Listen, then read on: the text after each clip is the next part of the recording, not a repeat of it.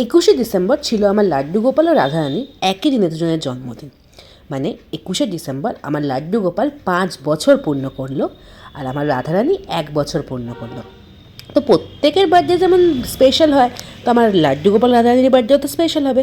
যেই রাত্রি 12টা বাজলো, সেই কেক কাটিংয়ের মাধ্যমে যেমন আমরা আমাদের বার্থডে সেলিব্রেট করি, ঠিক সেইভাবেই কিন্তু কেক কাটিংয়ের মাধ্যমে আমি কিন্তু লাড্ডু গোপাল এবং রাধারানীর বার্থডেও খুব ভালোভাবে সেলিব্রেট করেছিলাম।